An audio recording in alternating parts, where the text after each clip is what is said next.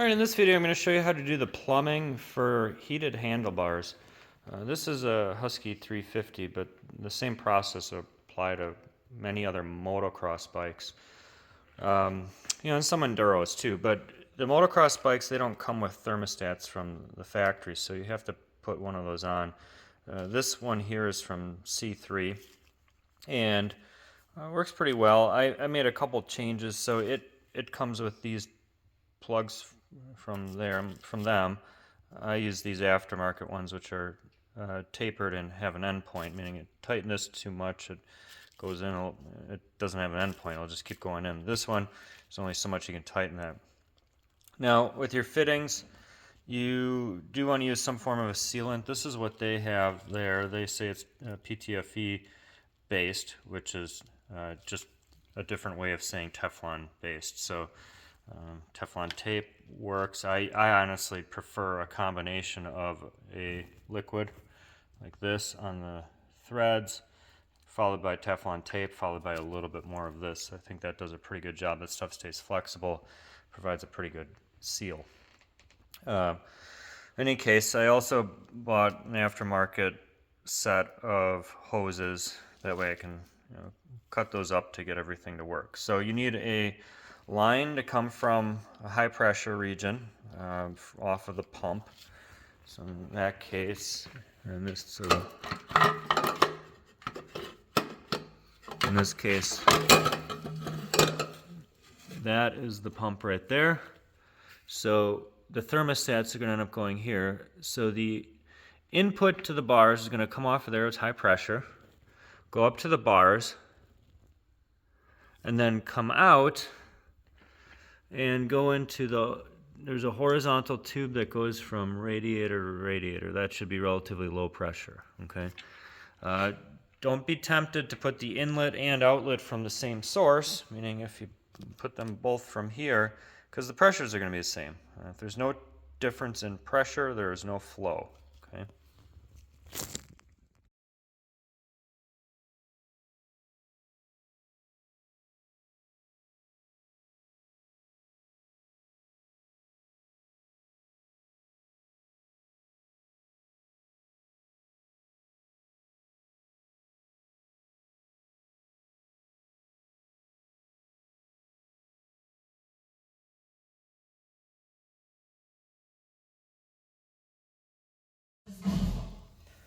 All right, I'm going to show you how I go about sealing the threads for these. So there are a few different ways to do it, as mentioned earlier, but my technique is to use a little bit of this liquid-based thread sealant.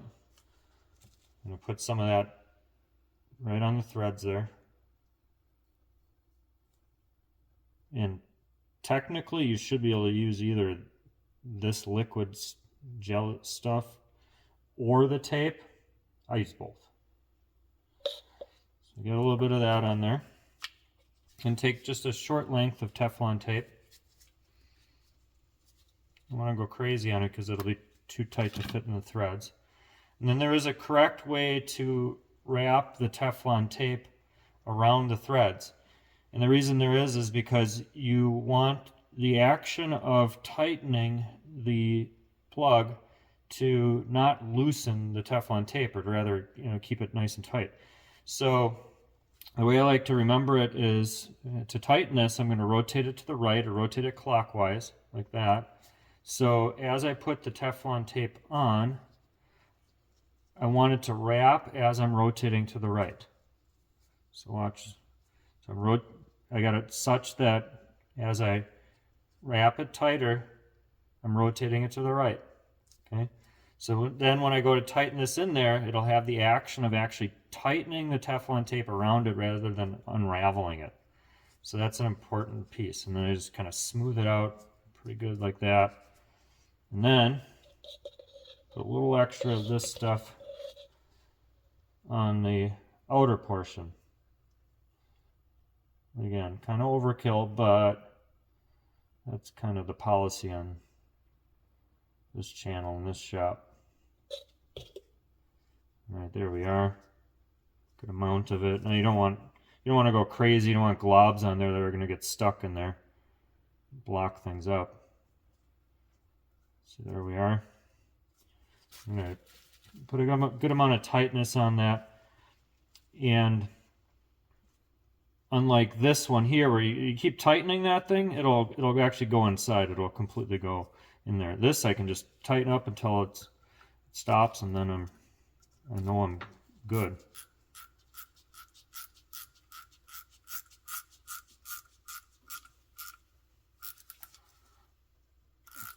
You don't want to strip the threads out so don't go crazy, but get it nice and snug.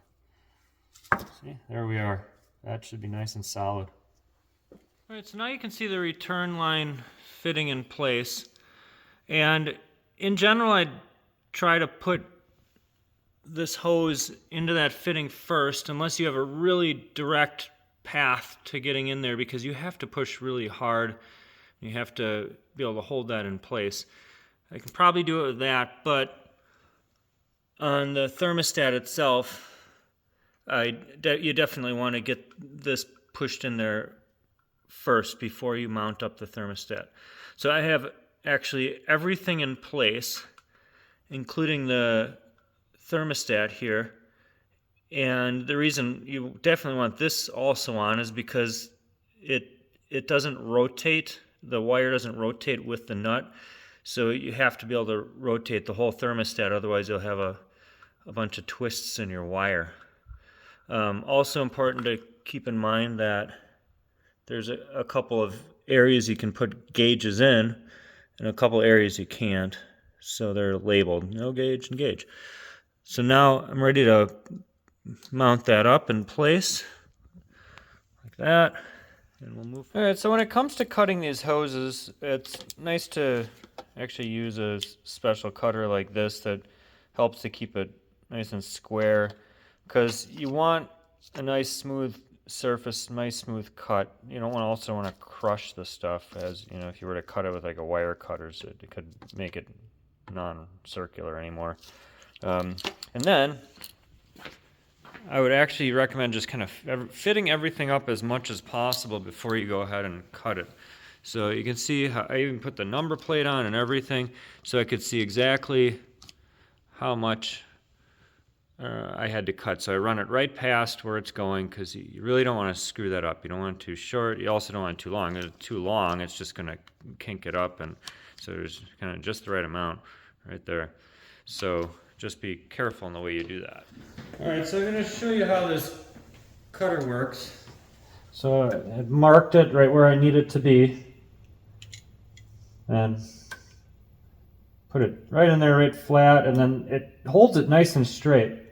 And just make sure you got the right spot, and then see, you get a super clean, straight cut, which is, you know, really the important piece.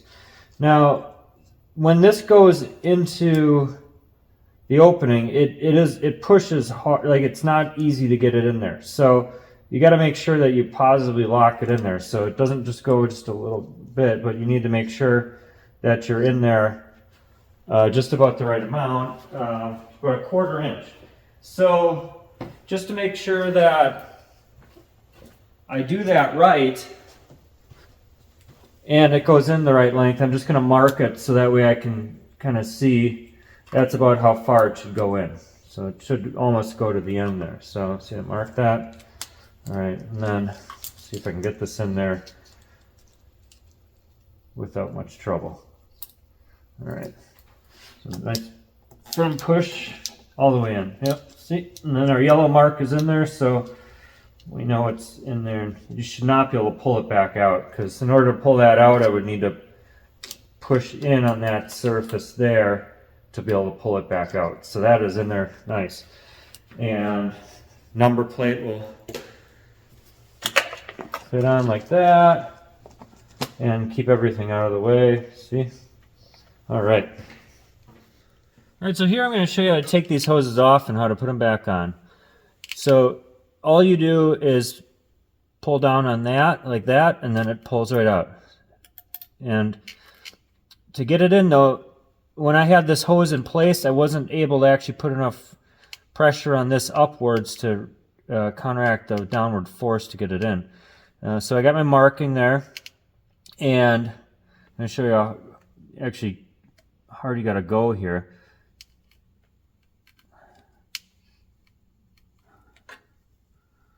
There it goes. Yep, and you can kind of hear it once it actually moves in there.